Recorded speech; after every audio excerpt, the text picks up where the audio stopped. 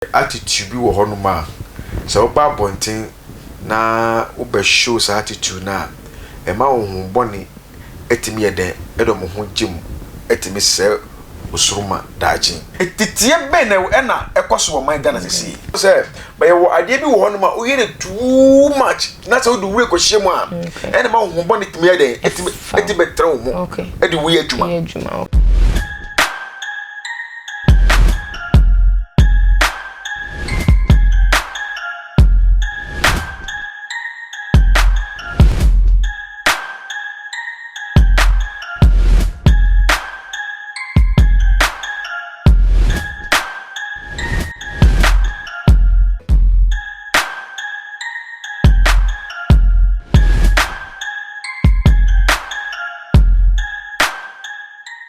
Debia me catch you say me fa bibia enkamu ewo attention TV so e ba na ye radio sensema menya omo da re ewo ensem mo mado suko ewo no so abeja ensem mu edi egu ho edi amam ne ba ne sports ba beje mu egu ho ensem ba be fire edi amam e ba na ye political aspect so me ba beje mu edi egu ho edi amam e radio sensema ne asema ababeda epon so asebi menu ye ba bedi ho enkomo no ano eye din ye ba be wona entwetweye ene na etuo akwakotwere bebia etwere ene asembe na eda epron so me na natili na mbeji mekunya kese ewo attention TV so ena mbeka ye saga ene ne girlfriend na wodi 15-year-old girl eho asem so mo twen empra na emu odin ene mo mpra twen ni ma na brante ne ba one day say ene he madman wa bodam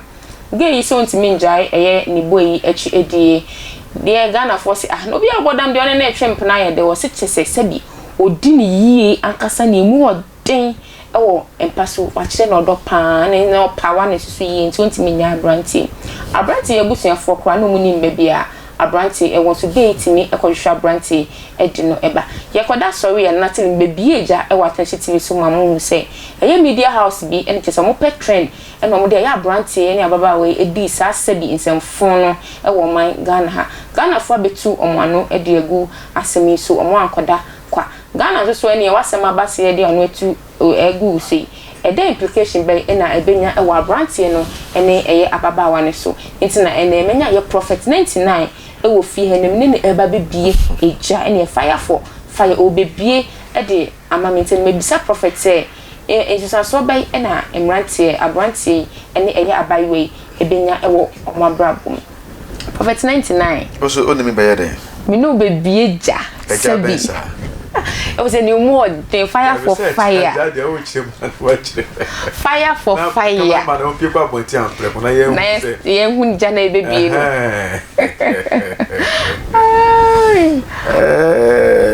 What's a brantier no? Why then? A brantier no. A hamane biati. A manati, it's a two. And a Ghana funny and soon good gem. So, cigar is so. Sebi no dinny ye, again, so to me dinny ye. Painting or board dam no te se ontimi nyai na chidi dambo no basa de anas baby ano de urawra ne se connect yeah that's sorry and so one more dam e media house bi person mo pe trend nti no mo man se nkwalai eye sebi jimi semi ye mo eye nti Prōphet ne mi bisa wo say sebi nti pa no nya modam ye o de bo nya modam sa danko da adwe no mde Ghana fo be fa so o man mu ha I buy one day 15 years 16 cry onyai tina se we virgin cry o starting the train pronounce watch you they say we break you nti na say no oba no abeka said date na untimi njai no so sabi odi no e man power won paso man who sisi no so say yes watch me mo dey na okana na ye the power so I buy one dey beto abonten to the man ni gi abrantie no ho no no it is obo dam na gusu di na chi amechia etifu na edia se me beto mani musudie meka ne yie na wati ase yie okay se na be ya ochina wosu onyo bi na wudi na sebi na wo ka wo de wan ka se me ka sa se sebi Prōphet me ka sebi kamera mo ka sebi wa me ka sebi wo ka die wan se obi edi obi me se sebi me ka die wan se dia me ka sebi se wo kwa be so me de me nyani pa Manchester head sa me nyani pa na obi akodi obi na waka me ka bia o si me ka sebi ne opambo ka no wanti ana oluman no oluman ka no wanti ana me come here mo bia nso yame me nso yame one say sometimes no to having a sex no ya na e mara ne bi wo no ma e wo huhuma sunsuma anase huhuma edi wo machi okay eti akwala bi wo no the age of 10 years ko no se huhuboni e betra ne mu a obeti ni papa panyimo kra da okay ti say gaw for bambalai every na se kra na stay kra na unti say ya twia na wodi akwa na age of 10 or 15 years no me fi say bia omundu stage so ka say bia bema etunum ene da ya na nkola na aba no mrante na aba no kwa no bema doma hankoti e doma han mu no e cheye panyifo adie me ya me kama so se bi na wo ka we de mi ka say me ka me do se bi say ya na wa polish ne ka enye wo na wo ka sa mame asemba ye enye wa no mame kama sa yo ni asemba ni attention tv de yen ka ho ani me wo de ni ma ka sa bi me ka me do se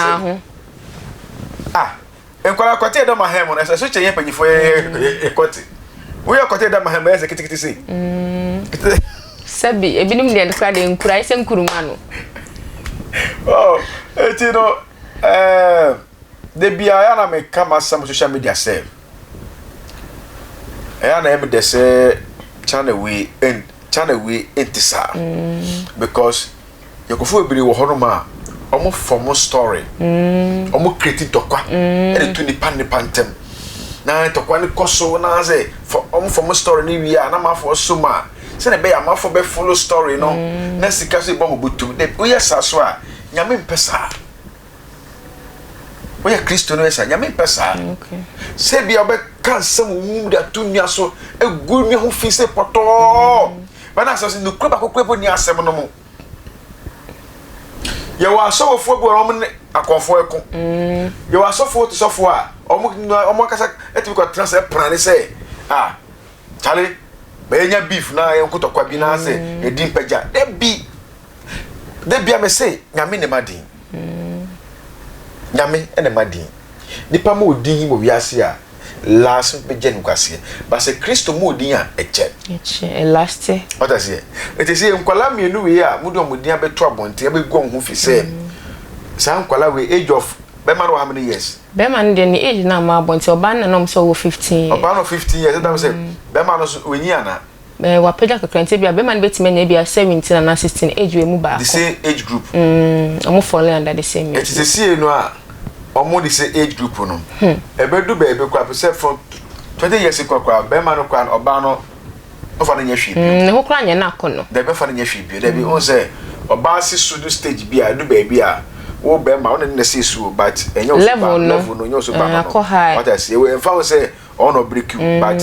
from that level ko no de na say you see na hamana tetene de na akoye ipanyifo de you say nkwa na champion okay sebi je say I know percent you see so the way identify so coin omakasa fa ho a si ababon ti say enye nukure na yo mo anoma from story bi na omede yom news a trend wo system no no mo yes aso enye fe enye enkwala no enye media house no kwa ne babon ti enkwala no ene babon ti say media house bi na show mu echi kutupa nje so omde yes ade no anom pe trend say na me che say eba sa na etwe yi what I say you see awofo no kra po hu say bia bibi say kra ko so na say oba no papa ne mame kra hu say na me be ko no nya nu 18 years ana say o mate so ana so mate say eba 16 yeah 16 first no 18 am the ba 16 yeah e dey bia me to say because for akwala wo 16 years ma rep na na rep ni sort ase rep ye wo force ni pa na one na da ba onya open not ase dia because for akwala 16 years me ne da yenka say age no ma rep no da be I say sugar daddy normal na we me sugar daddy sister pa utimu so pa 16 de obefa say sugar daddy utimu so pa na oje unyi ye de by 16 de age no we ya nje say oje wo na emu ode onye uboko Yame ka he. Amen. Eti se ye ka ya asam na kwa akira. Afutu a wo mu nyina ne se Oma yehwe ye ho so yi. Okay. Na saa kind of saa ne bi sei no. Ya na entwa yi. Okay. Wo egu ekwala no ho fi. Egu nipa ho fi wo man no mo. Eba saa na de bi obeka se bi this year we nkwala aba this year ampaja this year nyina no omo ye bon. What I see because nkwala fi school kura ba kura na awofo no kura no mamefo no kura yesu se kura ni bu obi aso ni krumu yo secondary school for no what I see ni nyina entwa yi entwa yi but you know awofo no omo fa mo man fatiti papa mu yi what I see so one for ba fatiti mu yi a ofi a me kata ma ye so no so papa no maame kura ana se eye bibi wo empemu kura na wa kura na kura oyi woni tu firi kura we de ko jira so wo hwe we de ko hwe oda me ka wan de bi pa ne me ka oh na ye mreso no ye timi si oba pe ye mreso ye timi si oba pe okay ye cholete e mo ba e di ano e na to oba so okay Matima say ya no na to oba so wo say wo mi girlfriend yi na no so no say di oba bia ne ho nyefe e de to so ana wusu ze ana no mama ba ne ho nyefe opo ba ne ho ofe it is say enne no kwara na ba no omo nim saade no say ye tam na ye cholete no ye tam na ye timi si oba pe na de omo timnya board esi omo yoko ma de pe hwe na no program ye omoy ka so kwan sister udu ho no mo ho kwala age of 12 years 15 years 16 years 18 years my one man tia omo go no ma baby say it is age of 15 years here ogina we bag born na china tare she na ni age group the classmate for gengira we it papa ne mama aja omo ma say omo kosa show na na omo timi gina ho ma de chinye omo chi o ikwale gina ho ma de chinye ebobe 10 abemi ko didi abemi besi ko fie no na ya fasa memi ikwale gina mo ahomachi because madam ba ko fie on mana ne ba odi dem say anano akwa say oso me ko mo ho me say ta me na mo buy o say ahomachi 3 am say eti then am ko ye ho because my girlfriend yes o ba kra o ba najo so no my girlfriend no oni mo no when they share beautiful no me rough no wale na ji se me poison me ani anu odi ono stawale sale pa menu we no mo nya mai e bo be 10 no mo mai e bo 11 no mo mai it is can imagine say that 11 12 2 na o ma be bo show no na akola kitwa o gina ho ma di achi then na oje dodo na so no boys akoda hotel dodo na say yes akoda ne boyfriend etitie be na ekoso wo man Ghana sisi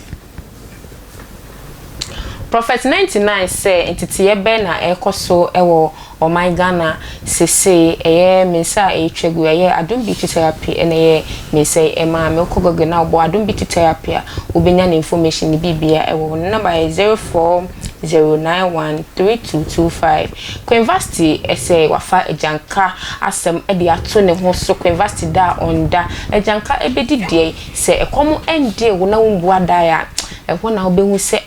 woti bibia ye bibia koma na se webua dada na se wenye bibia ni ehwo na obehu se atetena wo hoi eye ya ejanka ebe hye de ebe ye ejanka sem ye mobo University number na dash queen ni so saa no epa mo chomo peke number no momo bibia obenye bia tare a wato a wompe no odi efa na fa break University bibia wonu ewa na wontimi emba wo fa University number na wo frɛ University University eba beje enye man fefefe na wo de aboa eye ejanka efon me sanso eko Prōphet 99 ho answer na ye time esunya as a producer e ma me say ye science ya me sorry me bisa Prōphet 99 say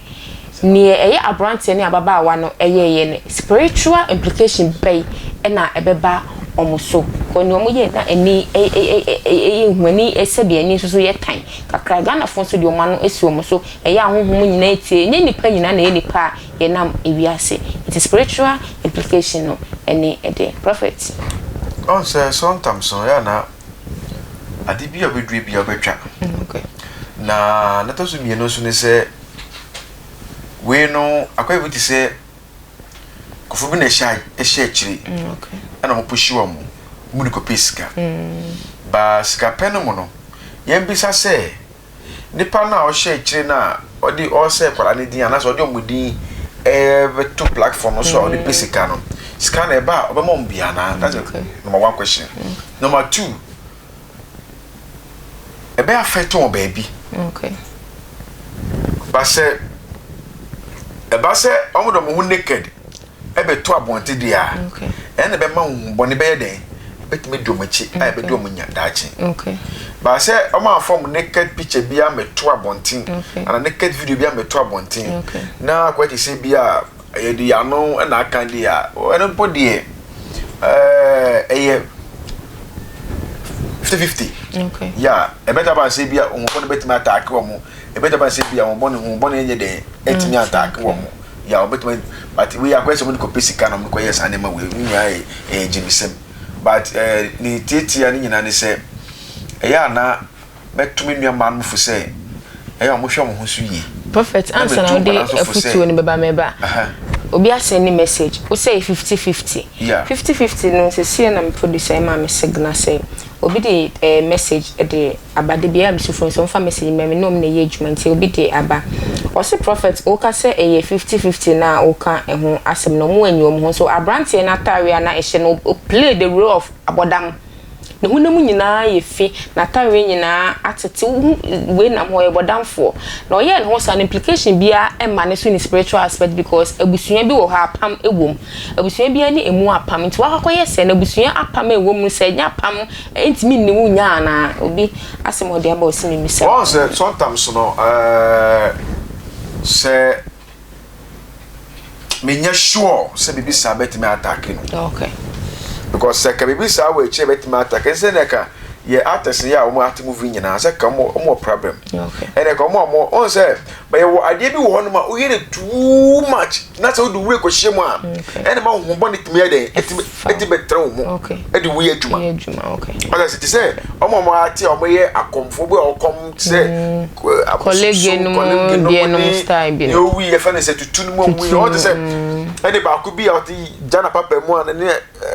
jana tinwi oh the way I'm first a common art no art here. Come the one first the serious or accommodation no. Over fi say bia oh I say oh interest wo I didn't know you but na acting o ya ma yani age what I say and o ma ehun say bibi wo wi ase yes ono so adwuma de ba na no okay and acting how acting but say eno so so no so o ta ko eno so so ukoguje mwa efi bosum ne sa na ma so dia humu better betra wo okay na de do ba ye adwuma okay what I say but when ne de the way our artist say but down for no okay humu be no better be ready mu now okay you say bia platform now owo so no de bia no omu yusu no as a but down for omu yusu as a but down for and then so make me yusu do be di pempe so bi no obesa ni fie buswana ni fie beye bi betime eden e di no be gym okay na e say dia na hama na eden seven na aka no na tia ka ho na say atine kesi ba we na kwati say bia say bia say omudi yes say culture we be omudi yes say culture we be na say art movie bia no bisa dia I don't think say umbone betime fini fie eto be eden ebe attack no aha eti we die no ho son okay ne ho son say brother no ba say e continue say bia oye say be de bia no e bia ma menya de we ma me ko style me ye we oh ene ne be ma hu bi betima be de abetra ni e na be ye adwuma okay aha okay prophet your time aso ti okono wachira kwan enwo he na de number so ato edwa ede amaye so bi pe wachira kwan pe bia wa sorry ewo anase bi o go through bibi no pese ono e share na bia woma no direction bia ye ne se nipa no ebe ye de nya wachira kwan ma chira kwa wabele kuma haya okay me phone number so ni 0249 05 0278 0249 05 0278 etiefo amohwe na adofo amohwe kakra ma etimi aka ne se ye wo the attitude bi wo honoma so oba bonten na oba show sa attitude na e ma wo hu boni etimi ye den edo mo ho gym etimi se osuruma daji ne yewo the kind of behavior bi so wo hono ma oba behave so a eno so de e be fa ne say e normal behavior bi oba obetuwa de oba behave aha it no mo ye shed sane ma nyina no so